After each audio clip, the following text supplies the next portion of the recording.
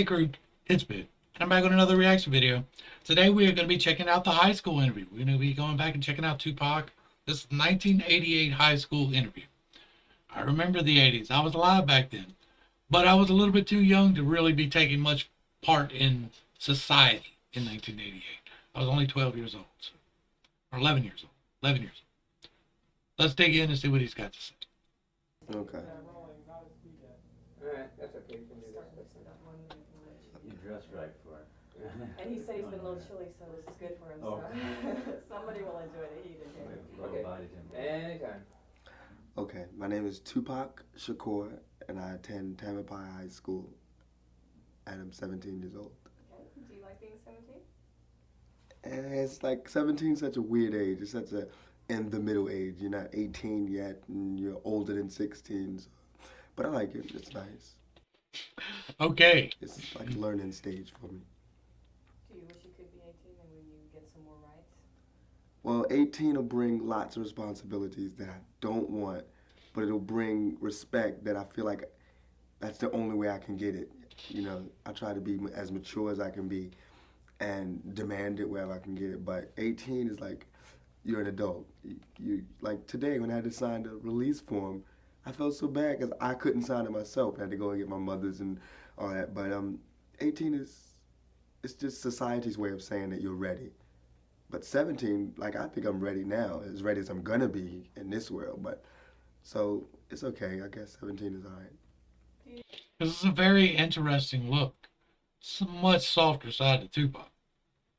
Do you think that you should be given more responsibilities, or that you have much more value than adults place on you because of your age? Well, the way that my mother brought me up is no lies, no, total truth. Everything is real in society. You know, everything. If something's going on wrong in the house, I know everything. So it was like I was given the responsibility before I wanted it, and so now I can't really differentiate what great responsibility is because I've had it for so long. You know, so she taught me how to be ready for it, and so that's good, and I think it's good because I know that, and it's taught me that when you get out there, the responsibility is staggering, and I'm ready. I'm going to be a little more ready than someone who's grown up in Disney World, you know, with Santa Claus is coming. Right, living a harder life does prepare you for more in the world. That is for sure. And so, you know, I think I'm growing up good, as in all sense of the word. I think I'm growing up and learning about responsibilities and everything. What do you think is the hardest thing about being a kid or being your age? The hardest thing about being my age is proving to society that I understand what's going on. Like not everybody, but frequently teenagers are stereotyped in being loud music loving, girl chasing, car wanting, not caring about the world, cokeheads, you know, drinking coke and smoking and being drug addicts and I mean in some ways we are. I mean I chase girls and want the car and loud music, but I like to think of myself as really being socially aware. And not just socially aware as being trendy, you know, being peace, not that. I really think that that teenagers, they got a lot of responsibilities and a lot of burdens because, in fact, we're given a horrible world. We're given the gift that we're getting when we got to take over is horrible. They left us, they're leaving this world in bad shape for us to fix up. You thought it was bad then. Think about what my kids are getting. This was the very beginning of like the real degradation, right? The late 80s, the mid to late 80s was when New York was at its worst. That was before they came in and cleaned it up and started enforcing crime, and stop and frisk became a thing and people were actually safe to walk on the streets for a while. It was back before a lot of the problems that we have now. And it's a lot worse now than it was then, but the root cause of that was the broken homes of the 80s. Like the 70s and 80s, but even in the 70s, it was still kind of stigmatized. Like, as we got into the 80s, it became more accepted, And by the 90s, it was normalized. Most people came from a broken home by the 90s. That's terrible. My kids are unique almost exclusively in their class because their parents are still together. That's terrifying. That is a horrible, horrible indicator for our society. So I think that we deserve a lot of respect because in the '60s they changed a lot, and those teenagers were given respect because they changed a lot and they did a lot. We're given no respect, and we have to do a lot. The teenagers in the 60s were not given respect.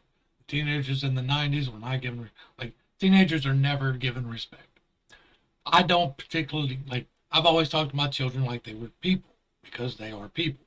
And my job is not to mold them as much as to facilitate them filling their own mold, right?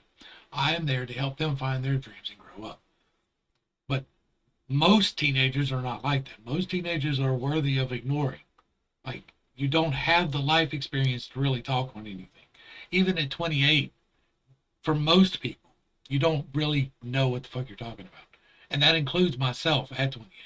Hell, that includes myself at 44. I mean, the world ain't no secret, but the world is in bad shape. So we have to do a lot. We have to do a lot of good things. So I think we deserve a little bit more respect. But I will absolutely give him his props because he went from here, and that's what he did, right? Like he went to try to change his culture. That's what he did. I absolutely respect him for that, and it's interesting to see where that's coming from. And why do you think it is that adults? Because some of these teenagers are actually got a head on. Like my kids are solid. Like I got good kids. A couple of their friends are pretty solid. A couple of their friends are a little shaky, but like some of the others out there are really bad. Like some of these teenagers are really clueless. Don't give you the respect. But some of them are tipped in, and he obviously was. Like he was trying even then to work forward into helping. Fear. They're scared. They're scared of watching us grow up. They're scared that when we get the power or responsibilities that we won't be able to handle it, and they're scared that well, I don't think in this generation, I don't think that a lot of adults put enough into their children. Truth. That is a bane of our society. I'm glad my mother did, but I don't think that a lot of children are growing up lost in the sauce, and I think that they're scared because they're realizing it now. That I didn't teach him this, I didn't teach him that. Where did he learn it? Look at unsafe sex and drugs. You could tell if you look at the statistics, they're staggering again, And so I think they're scared because they're realizing that they And it's even worse now. goofed. They really messed up, and And our generation didn't make it any better. Also, And that's the truth.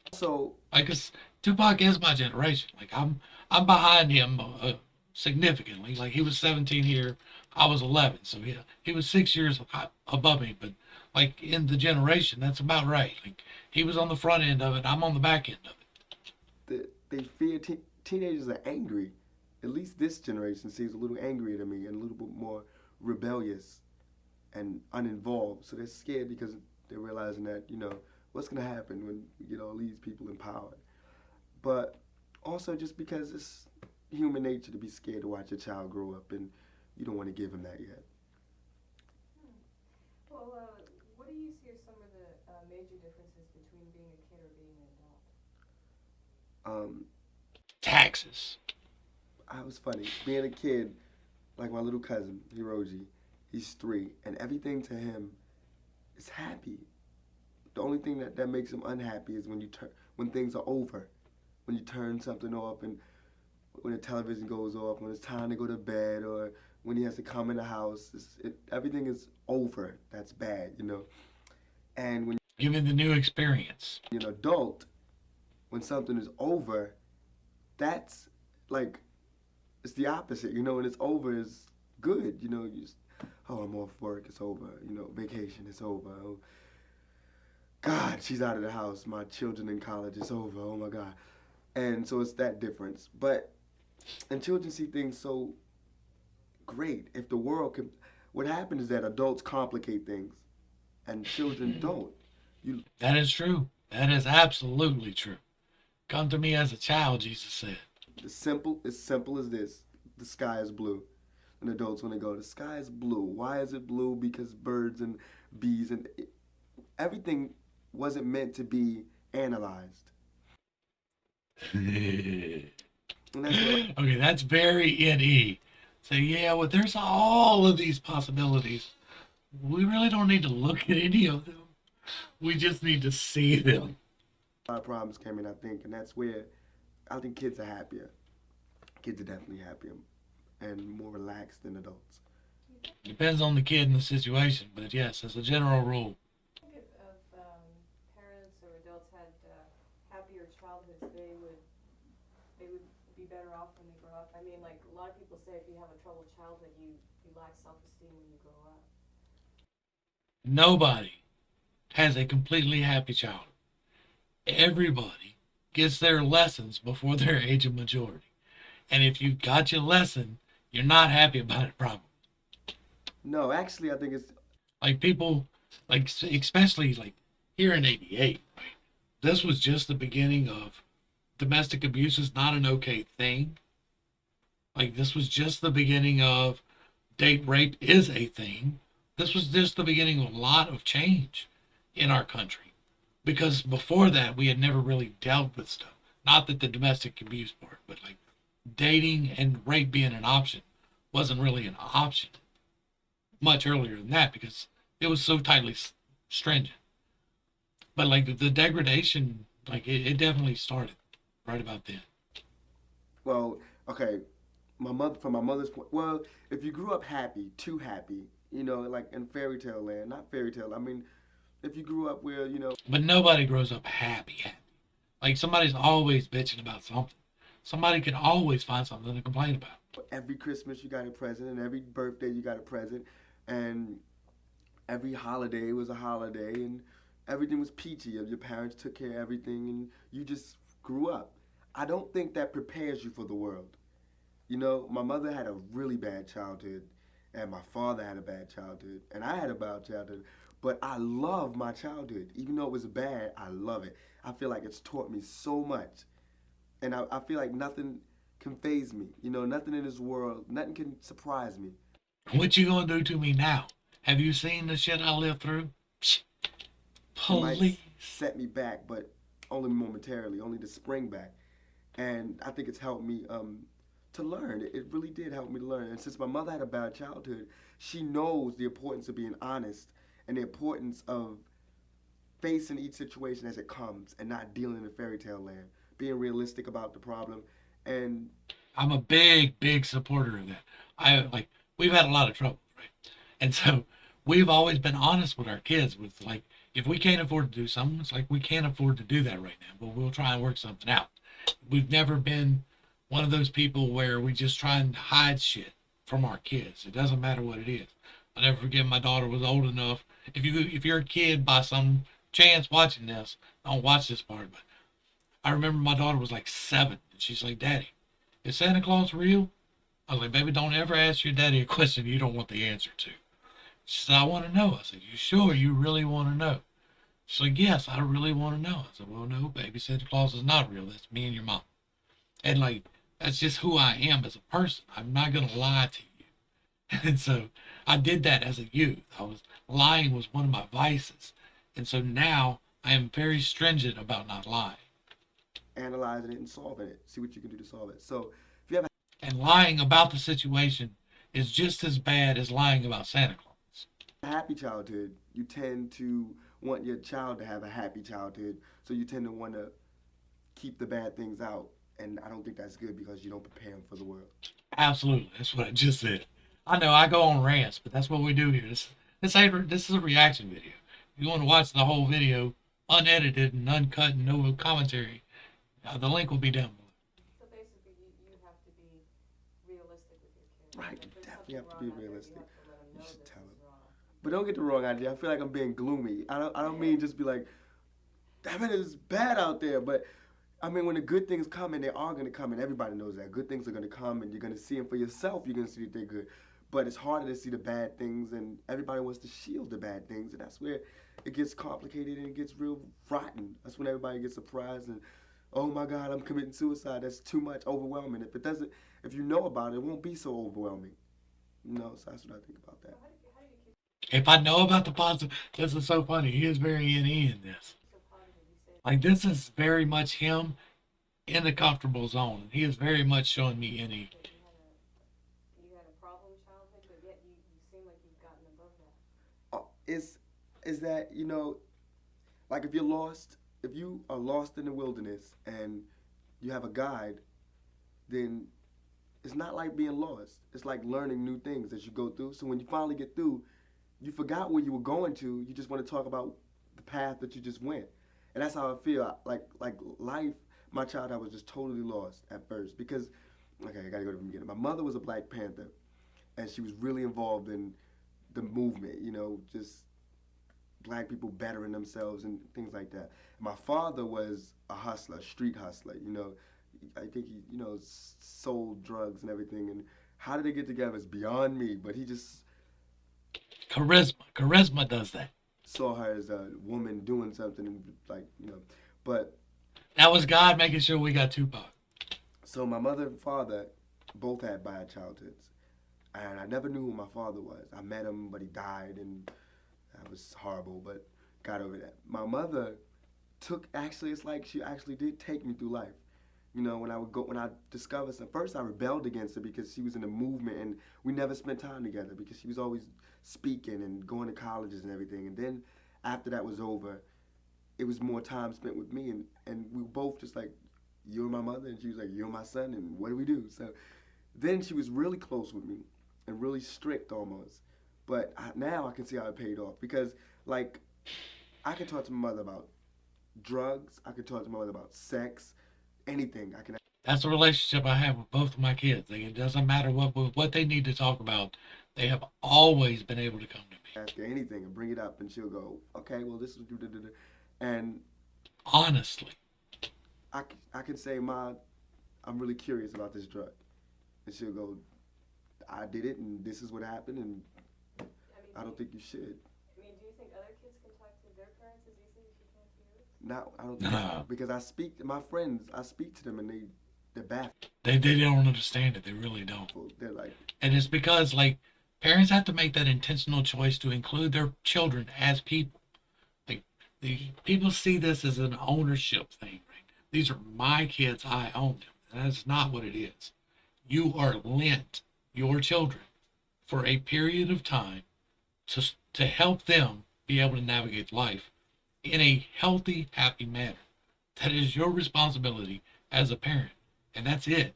You're not to live vicariously through your kids. You're not to enforce your morals upon your kids. You're to show them the proper way, guide them in the way, and they will go. And my kids are good. And I've never been a strict person. I've always been somebody you could talk to. That is an intentional choice, and it is atypical of anyone else that I've ever met. Like, none of my friends do the same thing. None of them. like my friends can call my mother by her first name. That's a small thing, but it's a big thing to them because they could just come in the house and go, how you doing, Faye? And this is what happened at school. Because she speaks to them. She gives teenagers the respect they deserve unless they show that they're not worthy of that respect. And they like that. They really do like that. And they react well. That's why I have that philosophy about respect. Yeah. Because my mother she's totally brilliant, totally understanding and caring. And she's human. She has mistakes and we have our little tists, but I understand them so much. She'll be wrong a lot and we can talk about it. So, but a lot of kids can't talk to their parents about drugs because their parents don't trust them to make the decision. So they make the decision for them. And a lot of kids can't talk to their parents about sex because they don't trust them. They think, oh, he's talking about sex, he's out there doing it. And they don't trust them in that, So, plus their parents are just like beat red as soon as you bring up the word fornication. But my mother's totally just, I was scared at first, but I just brought it up one day and we spent hours talking about drugs, sex, and society, and 60s and 70s and 30s and everything. And we just get along really good. So you consider her like a good friend? Yeah, a really good friend. But she's still my mother. I still, like last night I came home at 2:30 and she went, you can't come home that late anymore. And I was like, it's the weekend. We had an argument about that. But also it's things that, you know, like, I mean, we talk about things, you know, do you think you should be punished? And I explain it to her, and I really get to talk to her. So she's my This was before cell phones. Keep in mind, like it wasn't easy to call home, but parents did have a very clear expectation of when you should be there. guide through life. So I'm Most really of them, enjoying anyway. myself, but it's just that it's everybody doesn't think like us. So society, I mean, poverty is it's no joke. Being poor and having this philosophy is worse because you know if money was nothing, if there was no money and everything depended on your moral standards and the way that you behaved and the way that you treated people, we'd be millionaires. We'd be rich. But since it's not like that, then we're stone broke.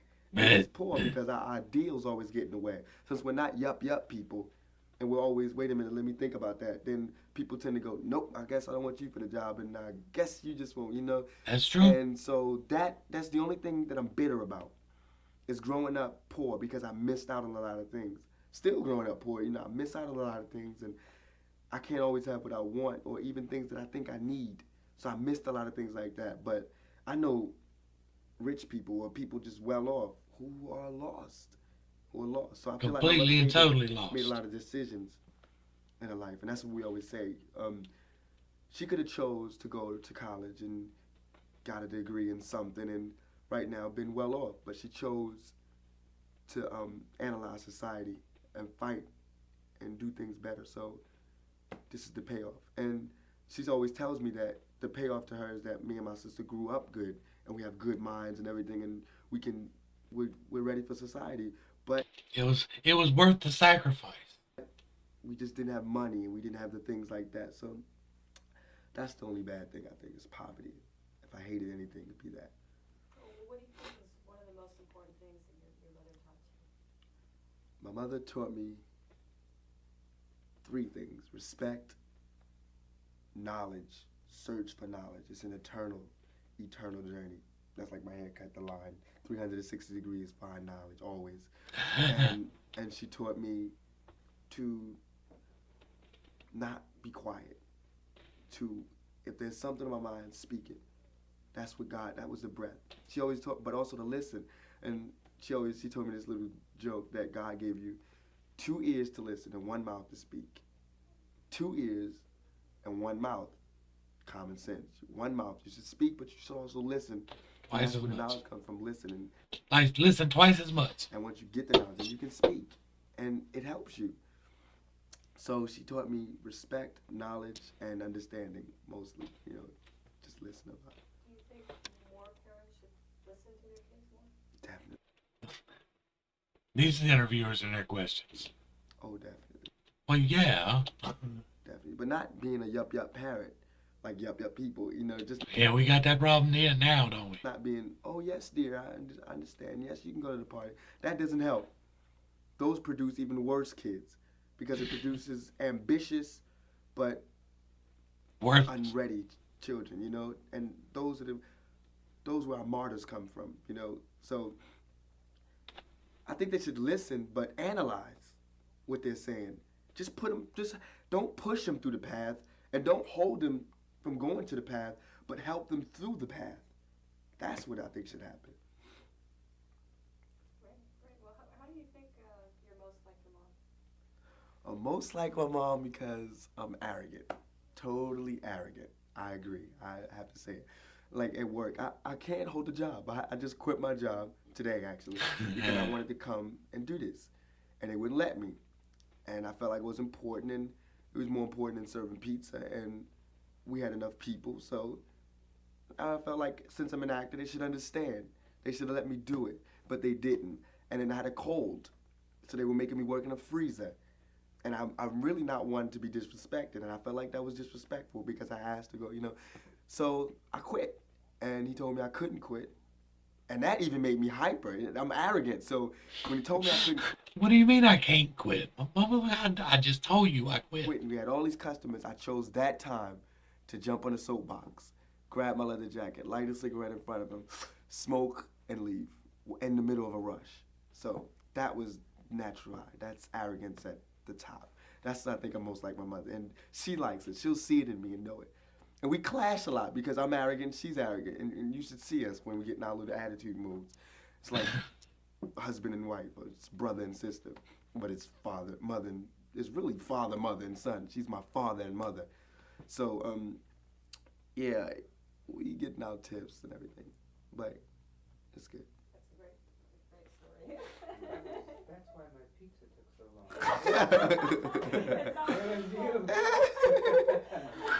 That's hilarious. It was me, I admit it. Okay, well, He said that was my fault. My bad. you were saying how much you like her. How are you most unlike her? I'm most unlike my mother because that's a crazy question. Well, since my mother went through the '60s and everything, she's more of a let me think about this first, then do it, because I know about how that happens. And I'm more like of if you get me hyped, I'm a dangerous weapon. If I'm hyper, I mean even for not like violent, Ask him about that incident at the hotel. like, but if I'm hyper to run basketball and I have to go to work, I'll be there late. If I'm hyper to do something, I can't concentrate. And my mother can really concentrate. And like in school, That's impossibilities. I don't want to focus in on this one possibility. I want to gather all the possibilities. as much as And I want to do this sensory that I love, this SI that I love. I talk about needing education and everything, I goof in school every year. It's just I can't help it. I like popularity and I like being around people. And I just like, talking and everything. And my mother's more of a get this done and then do that. So that's what we're not alike, and I trust people more and I'm more open. And since she's been through those things, she's more weary of trusting people, but she does trust people. But I'm just totally just like, oh, okay, you're my friend now. But we're more alike than we are unlike. That's really weird. Well, you say you goof around a lot in school. Do you feel you're learning enough, or I'm going to have to turn this into a typology video too. do you feel This is really good. This is a very, very candid look into his mind. they could be doing a better job of teaching you things? Well, I hope I don't get in trouble, but school is, I think that we got so caught up in school being a tradition that we stopped using it as a learning tool, which it should be. Like, up to this day, I mean, school should be, I think there should be a different curriculum in each and It should be all these possibilities. every, like, neighborhood, Because I'm going to Tamalpais High, and I'm learning about the basics, but they're not basic for me, and it's like, they're not, to get us ready for today's world, that's not helping. It's just what they took, so it's what we're gonna take, and that's why the streets have taught me. And but school is really important, reading, writing, arithmetic. But I think after you learn reading, writing, and arithmetic, that's it. But what they tend to do is teach you reading, writing, and arithmetic, then teach you reading and writing and arithmetic again, then again, just making it harder and harder, just to keep you busy. And that's where I think they messed up. There should be a class on drugs. It should be a class on sex education, a real sex education class, not just pictures and diaphragms and unlogical terms and things like that. There should be a drug class. There should be sex education. There should be a class on scams. There should be a class on religious cults. There should be a class on police brutality. There should be a class on apartheid. There should be a class on racism in America. There should be a class on why people are hungry, but they're not. Their classes on gym, physical education. Let's learn volleyball. Because one day we're going to, it's their classes like algebra, where I've yet to go to a store and said, can I have X, Y plus 2 and give me my Y change back? Thank you. I think you should let me out. I've lived alone. I have to push back on that one because that is one of my touch points. Like, I'm a math guy. I really do like math. I don't practice it as much as I used to. I used to do math just for fun. And like, you do use algebra. You don't realize that you're doing it, but you do use algebra all the damn time. I need to go here. I need to get there at this time. How fast do I need to drive? I need to get this from the store. I have this much money. How many items can I get? You use algebra all the time. You just don't think of it in terms of algebra. That's where we have failed in our math, is restricting people to think that algebra is only these letters and symbols that are so confusing to some people. especially like like I'm over here looking at this because I got this thing where I can pull this up and look at it, right? And so we're looking at things or ideas, gathers, organized, self or tribe, controller, movement, director, informative. He is very much an ideas guy. He is very much a gather the ideas guy. That has been apparent throughout this whole thing. He's very much self. He is very much movement, and he seems to be quite informative. So we're looking at an INFP alternate, right? So that explains a lot of this, like a lot. home by myself, and the things that helped me were the things that I learned from my mother and from the streets. And reading has helped me. I mean, school has taught me reading, which is I love reading, writing, and arithmetic. That's it. Like foreign languages, I think they're important, but I don't think it should be required because actually it should Let's be not teaching narrow you that possibility. English and then teaching you how. But he's not wrong. We need to make our education system much more efficient.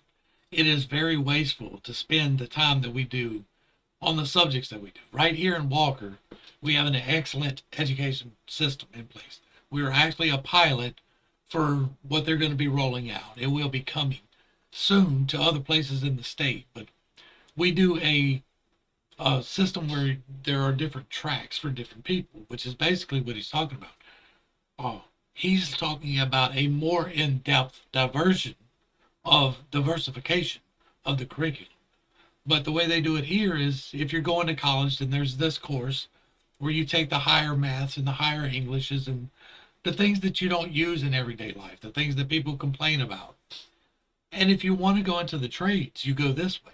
And they teach you more about balancing your checkbooks and taxes and stuff.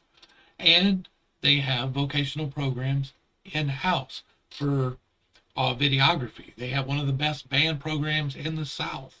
We have an auto body shop. We have welding. We have agriculture, the things that used to be standard in schools. But they have a certification program for drones. You can graduate from high school with a certificate to fly industrial drones and make six figures. They're doing that here in Walker. And it's an amazing thing. This is going to be one of the rollouts. Like, this was the pilot, and it has worked exceedingly well. How to understand double talk, politicians double talk, not teaching you how to understand French and Spanish and German. When am I going to Germany? I can't afford to pay my rent in America. How am I going to Germany? You know, this is what I mean by the basics and not the basics for me. And I think that it should be like college. You can go and take the classes that you want.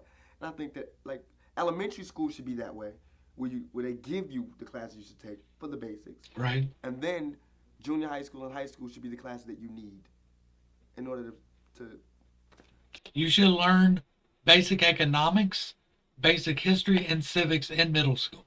Between 6th, 7th, and 8th grade, you should be able to get out of there knowing how to do taxes, figure interest rates, how to work loans, how all of the things work in life, as well as know all of your civic duties, like all of the things that you are responsible for as a citizen. The domestic defense, the voting, being knowledgeable about voting, all of that should be part of the curriculum in middle school. We should not wait till high school and have one throwaway course on that. choose your path. So do you feel like schools are not really listening to the kids' needs? Or the Definitely not. students' needs? Definitely It's not. just kind of a place where you go to, but it's become such a tradition. They're not Yeah. even concerned if you're learning. It's just We're alike in a lot of ways. Like we definitely grew up different in some ways, but a lot alike in some ways. Like I grew up in poverty too, like deeply, deeply in poverty. I make the joke, but it is true that we were so poor that the welfare kids picked on us.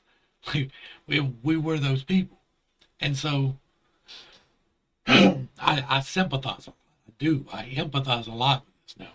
I didn't grow up in South Central, or I think he was in South Central. I'm not positive. I'm pretty sure he was in LA. In LA. But like, I didn't grow up in that setting. I grew up here. And so that is different. But I sympathize a lot with him. I empathize a lot with him because a lot of our growth was the same. And he's remarkably well developed. Like for a 17-year-old, he is very well put together. He is very articulate. It is obvious that his mother invested the time in him. It is obvious. I wish his father would have been there for him. What would we have had if Tupac would have had his dad? And I know that was a terrible question for the interviewer to ask him. But for me to ask you, like, for us to speculate, how great a man would he have been if he would have had a positive male role model for his life? His mother tried. His mother stood up and did as best as she could for him. But if he would have had a man doing what a man is supposed to do, how would the world be changed by this mind? Would he have been shot, or would he have changed the world? Place you go during the day to keep you busy while they're at work. While they're at work, that's exactly what it is. Are you ready to work now? Are you ready to get like a regular job, or do you? Yeah, I've actually been working already. You know, He just told you he was working at the pizza place. Yeah, he also told you he quit. like I've been going to school during the day, then I work 8 hours at the pizza place, then go home. And if isn't it like 40-hour a week? That's what adults work, right? And that's what I'm working, 40 hours a week. I'm still not getting the respect that adults get, you know. But I don't want to keep sounding like I'm worried about respect and fame and all of that. I'm just saying that. Well, I mean, ancient civilizations have survived without going to schools like this. I mean, that is untrue. Somebody was asking me about them pyramids, and part of the pyramid mystery is the mystery schools. And there was several schools throughout history where they were taught greater things. Daniel took part of that. It's in there. There were several others in the Bible as main players who were part of that system. There was indeed several institutes of higher learning throughout history, even in just the history that they let us see. they've learned from their parents. We're not being taught to deal with the world as it is. We're being taught to deal with this fairyland, which we're not even living in anymore. And it's sad, because I'm telling you, and it should not be me telling you. It should be common knowledge. Aren't they wondering why death rates are going up and suicide is going up and drug abuse? Aren't they wondering? Don't they understand that more people are, I mean, more kids are being handed crack than they're being handed diplomas? I mean, it shouldn't, I mean, like, okay, in school we're learning to analyze, and then, well, I learned it, now they should relearn it. I think adults should go through school again. You know, I think that rich people should live like poor people, and poor people should live like rich people, and it should change every week. And we'll have the best rounded people, we'll be able to deal with people. I mean, That's a very idealistic NE gather right there. and I mean, everywhere. Look at called civilizations. Look how we grew. You know, and I think we need to learn from our mistakes and stop just going through the motions, which we're doing now. It's like we're waiting for some big button to be pushed. I've got a video on the alternatives. Something like that. Can you do anything about that, Tupac? I mean, what can you do Quite relevant. when you grow up, right? Okay. That you can make a difference. Well, as it is, and it's honestly, I feel this way. But society is like I mean, it's like, you know those little things they have for the mice where they go through around a circle and there's little blocks for it and everything? Well, society is like that. They'll let you go as far as you want. But as soon as you start asking too many questions and you're ready to change, boom, Boom. They hit you with the clap. a block will come. And for me, and I hope it doesn't start anything, but for me, 5 times first and then the final time, bro. since living in a slummish area and I'm black, mines will come through being a statistic. You know, I'll get caught up in all of this, and one day I'll be with my friends and they'll go, let's go out party. We don't have a car. Let's steal a car. Forget it. You know, let's just borrow a car. We'll steal a car and I'll go to jail for 16 years and come out and be bitter. Knowing all of this, saying all of this, but be bitter, you know? And it should be, I mean, like the past elections, watching Jesse Jackson run and watching Dukakis run. Those two people, Jesse Jackson and Dukakis, two people who I thought were gonna, there it is. I said, all right, finally we're gonna get a better America. But what happened? Bush won. I couldn't believe it, because every time I ask people, who would you have voted for? And everybody goes, Dukakis. That was before my time. But in LA, I could absolutely believe that was the Democrat that they voted for. And when you're around that, like, you believe that everybody believes that, right? Like, I'm surrounded by Republicans. I know some Democrats, but I'm surrounded by Republicans. I'm an independent. I'm kind of on the outside of that group. But, like, in LA, it is almost exclusively Democrat. New York, almost exclusively Democrat. And the people that grew up there, they have no concept that people think otherwise. They really don't, because everyone around them is too scared to have any free thought. And so they all parrot the exact same lines, and they all vote the exact same way. So it's inconceivable that Bush could have. The Bush Dukakis was slightly before my time, but I'm a student of history. Dukakis really was a very bad, like, even taking out the New World Order part of it, which is definitely part of it. George Bush was in that club for sure, but even taking that out of it, like, running on the merits between Bush and Dukakis, like, Dukakis was shit. Like, I'm sorry. And to vote for Jesse Jackson, like, if you were voting for Jesse Jackson, you were probably voting for his skin color.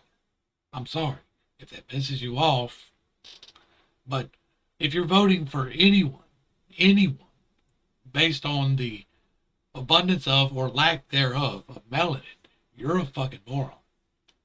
If you're voting for someone because they have a certain type of genitals, you're a fucking moron. I don't care if that pisses you off.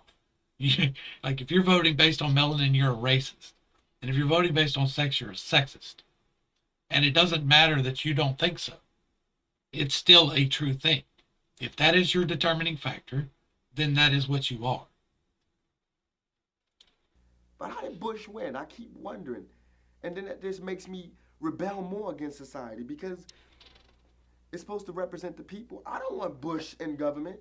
I spent 8 years of my 17 years on this earth under Republicans, under Ronald Reagan, under an ex-actor who lies to the people, who steals money, and who's done nothing at all for me. And I don't. That is so untrue, though. I am not a go for the Gipper one. I'm just like I'm not a Trump is the best guy one. But to deny the fact that Reagan did some shitty things, and it was intentionally shitty things, but the quality of life for everyone across the board rose with the economic policies. People were going to work. If you were out of work, you weren't looking for work.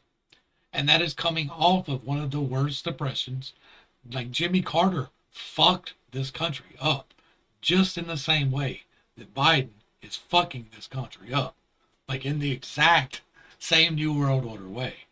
So I don't agree with everything that Reagan did by any means. There was a lot of things, but he did not, like, no. I don't think Bush is a bad person or a bad I don't like Bush. president, because for the upper class, he's a perfect president.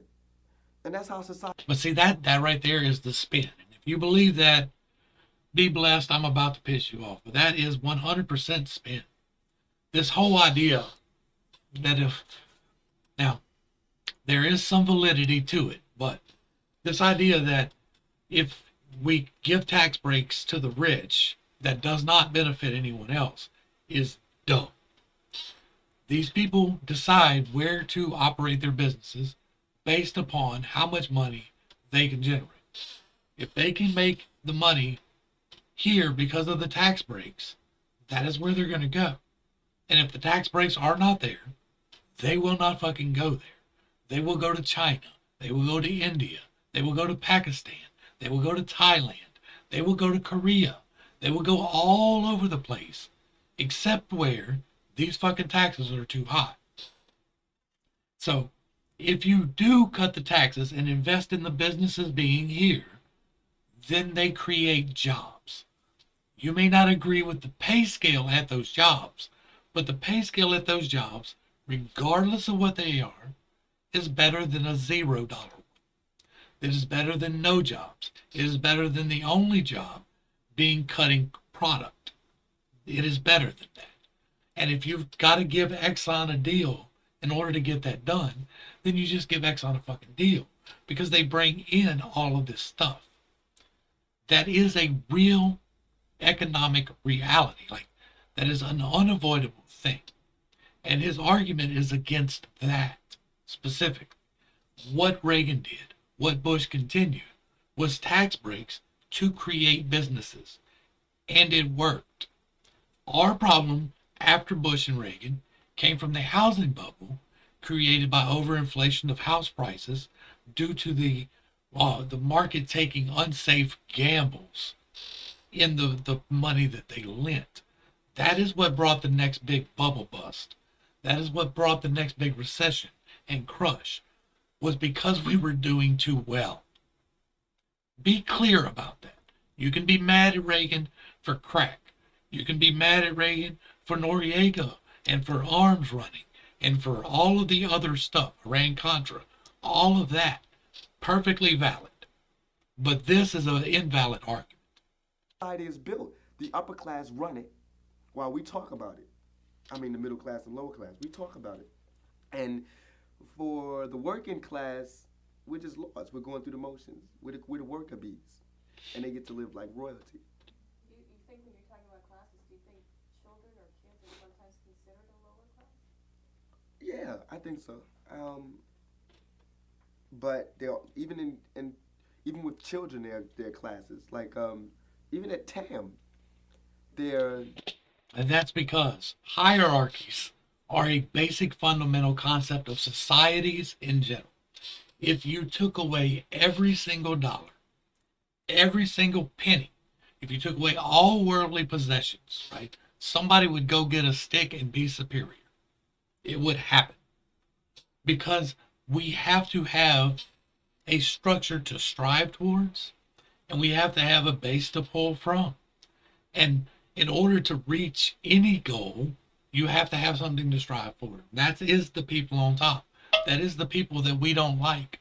I hate Bill Gates as a person. I find him completely fucking reprehensible. But he provided a service and found a niche and did what he wanted to do. Tupac did the same thing. He found a niche, he fulfilled a need, and he did what he wanted to do. To his own detriment. Like, he got shot for speaking truth. There's the lower. This is the only country where that's like really possible.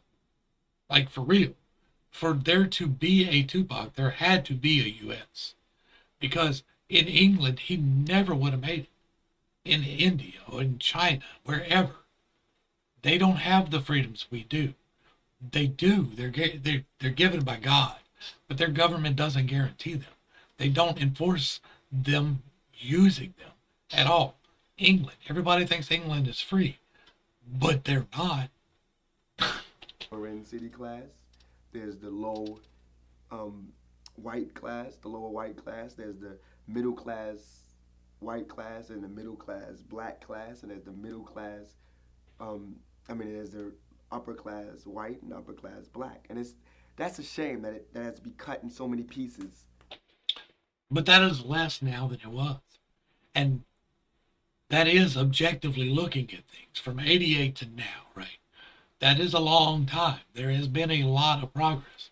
Back in 1988, right here where I'm sitting, this was a cow pasture, but in this city that I am in, it was not as welcome for a melanated person as it is now. You would not have had the mixed neighborhood that I live in. Like, I live in a very mixed neighborhood, and this was one of the worst places for melanated people to live. And now it's not nearly an issue. Progress is being made. Progress is slow. It has only been, 60 years since the Civil Rights Movement? 70 years? Something like that. My math's off at the moment. But it hasn't been that long. Generations are still alive, and I understand both sides of that generations are still alive argument. There are people that have suffered, still alive, some of the worst racism possible. And there are people that were born believing that. And they're too old to change, but they're dying off. My kids are not going to live by that. I chose not to live by that, by the deliverance of God himself. Like, God changed me, I changed my kids. My kids are changing their friends. I've changed people in my life outside of my kids because I don't live that way anymore. We have to be the change we want to see, though. Because it all boils down to this one piece of money that how can this is a big question. No one's been able to answer it, and this is staggering. How can Reagan live in the White House, which has a lot of rooms, and there'd be homelessness? And he's talking about helping homelessness. But that could be said about any president. Like, here's another problem. Homelessness, by and large, is a voluntary situation. Somebody just got mad. But it is true. Most of the people out there want to be out there. And you can call them mentally ill. Some of them very are. And that is a problem. We don't take care of our mentally ill. But I know homeless people. I know a lot of them. I know a lot of them who would live no other way. They have zero care about the society's way of life. You choose to take part in society. You could live elsewhere doing what they do. But homelessness, by and large, is because of choice. There are circumstantial homelessness. I was homeless twice. I lived on the charity of others twice, both times due to accidents. So it was outside of my control. I understand that. But I understand the homelessness situation too. Like, This is what I mean about practicality. All right, if there's someone homeless in Washington, D.C., if there's homelessness and he has the White House, which has 1,000 rooms, why can't he take some of them people off the street and put them in his White House? Because he doesn't want to get dirty. The White House would be a little tainted, and when his rich people from Jamaica and everything comes to see him, they'll be, oh, these people, you know, and that's dumb. but it's also not true. And I know that Tupac went on to evolve in his beliefs. He wants to build houses and everything. Let him stay in the White House. This is why we don't listen to children for the most part, though, is because they wholeheartedly believe these things. Like, they wholeheartedly believe that this blue and yellow thing going on right now is like the worst concern that we've ever had. They wholeheartedly believe that this situation that we just went through was the absolute worst thing to ever happen to us. They believe that Donald Trump was literally a racist, homophobic, misogynist piece of shit who did nothing for anyone when he did more to raise people out of poverty than has been done in 60 years. Like, these young people believe things too easily. House. All those rooms are not being used. Then, And if you don't know me, like, if this is your first video with me, like, one of my things I want to do is help with the homeless situation. Like, that is one of the goals of my school, is to help with people that are homeless and coming out of prison, right? We've talked about that before. I want to create a place so that they can learn how to function in society if they so choose. But a lot of them don't choose that. he'll have people from the streets to help him make with his ideas. I mean, these people that are homeless have done things. They haven't been homeless forever. They've done things in society. They've done things. They've had jobs before, and they've done things. They've worked hard. There should be an automatic. They get a house somewhere and live comfortably. No. No. There is no automatic anything. The only thing you are guaranteed is the breath you got. There are things they can And God can take that at any moment. do, you know, and I think that's wrong. I do believe that there are things they can do. I do believe that we can help them do that. Like, that is what I want to do. Like, I want to start a school where you can go and learn life and a trade. I think that's really bad.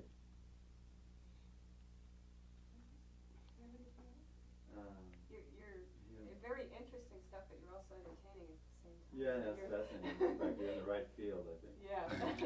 I mean, yeah, because it's very insightful, but it's also like we're getting a kick out of What, give me like last year you were in New York? Yeah.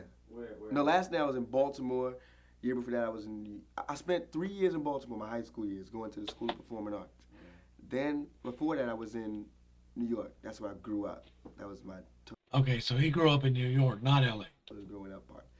We moved out of New York because I was confused. That happens a lot. All of the Especially like I'm expanding my knowledge base so quickly. It is not something that I do. Like I'm very much an NI. I have sorted these ideas person, and this is me expanding my horizons in a new way.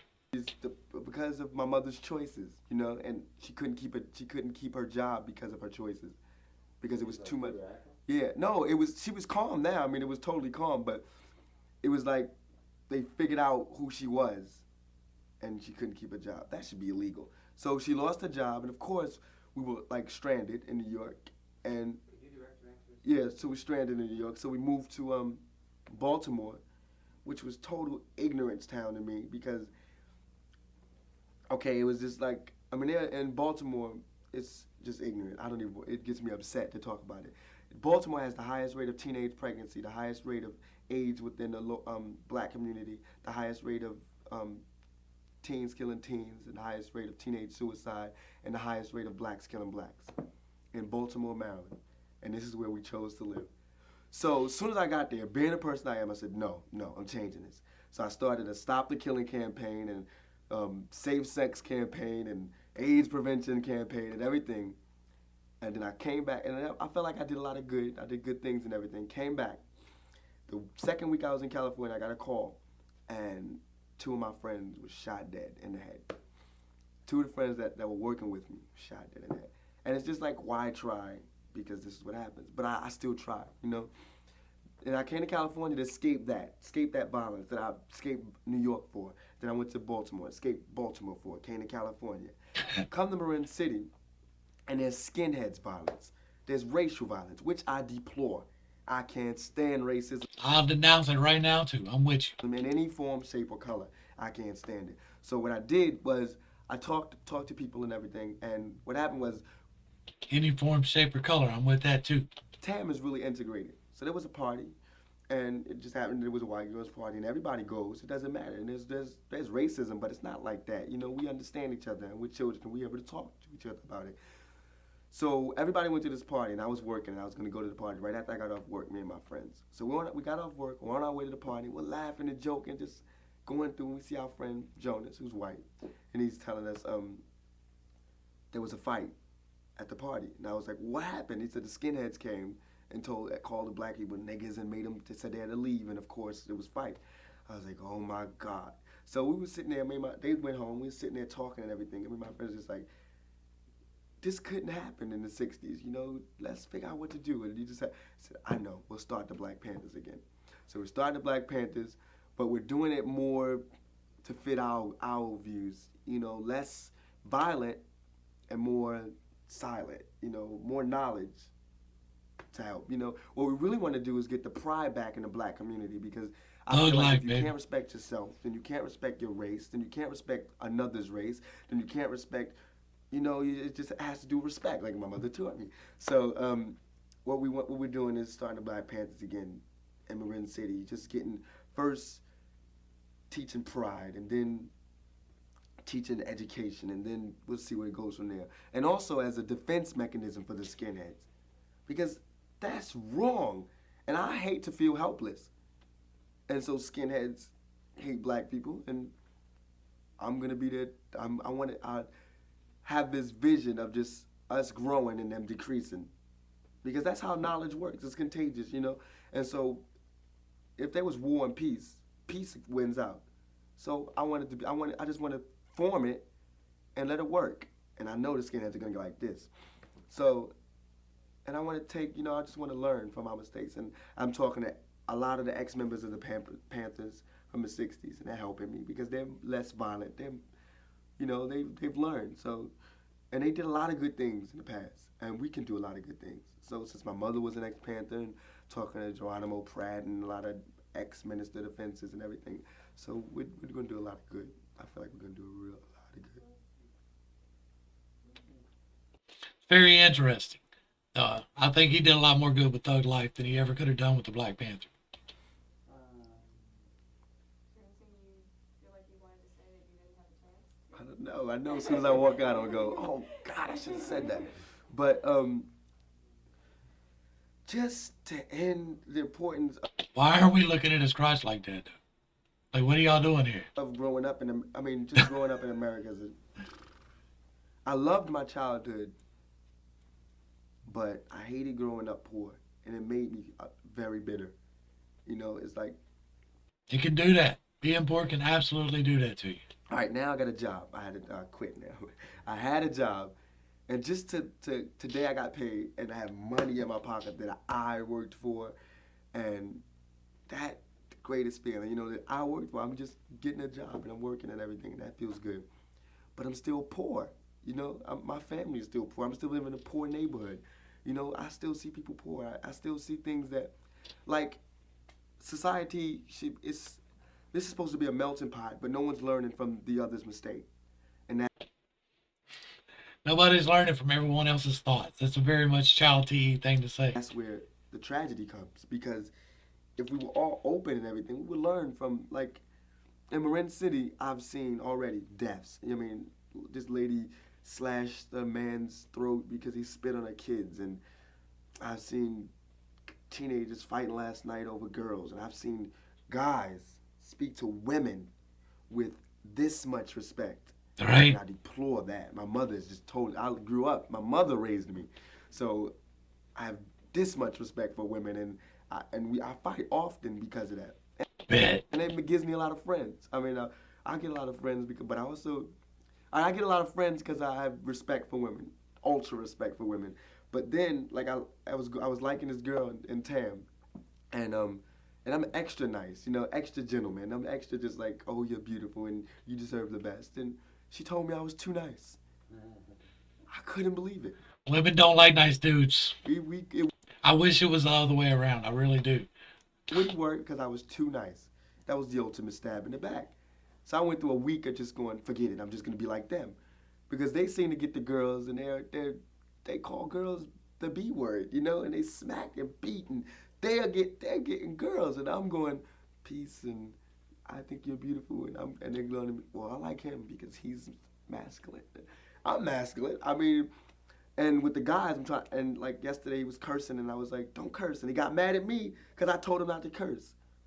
But my plan is that if I keep telling girls not to let them call you these names, and I keep telling, if I Keep your head up. keep saying it, it's gonna catch on because the girls won't allow them to be their boyfriend if they're gonna speak to them like that, and they're gonna want me. So in order to not get them to go with me, they're gonna have to change, and that's how they change. So I'll be the scapegoat, no problem, as long as it changes. So yeah, you know, I think it's gonna work. I think it'll work out and everything. But I always wanted to make a book out of my life, like a fairy tale. Wow, Raised fascinating enough. raised by the Black Panthers and strung out. All right, that's going to be the end of it. We're going to let it play on out. The link will be provided in the description down below. Y'all make sure y'all get back over there and throw support. Give them a like, give them a share, give them a sub, throw them a comment. I did not change that where I thought I did. All right. I enjoyed this thoroughly. This was a very insightful look into Tupac's mind. It was good to see him right at the edge of finishing his development as a child and about to step into his responsibilities as a man. Oh, I had said before that I thought he was an INFJ, but I'm pretty convinced he's an INFP. He showed me all the way through that, the NE. And I think that maybe the INFJ was more of him working in his superego, trying to be the image that he was trying to portray. And so that does seem to fit very well. I wish I could tell him thank you for this. Like, this is a very good interview. This was very deep, insightful, very raw and honest. I love that. That's what I'm about here, is just talking honestly about what comes up. Some people get mad that I pause videos, but that is part of the game. Like, that's what I do. I don't just play their videos. I'm not a pirate channel. I'm a reaction channel. We talk about the things that I think about. So this was very good, and I wish I could tell him thank you, but I want to say it anyway. Tupac, thank you. This was great, and I greatly appreciate it. To the crew, y'all make sure y'all check out the alternatives, because not everything I do can be on YouTube. There's at least one YouTube exclusive or alternate exclusive today. Welcome to the fuckery. And yeah, so thank you for hanging out. I appreciate every single minute that you are here with me. And I am praying for you every single day. Until the next time, this has been Pit State. Peace.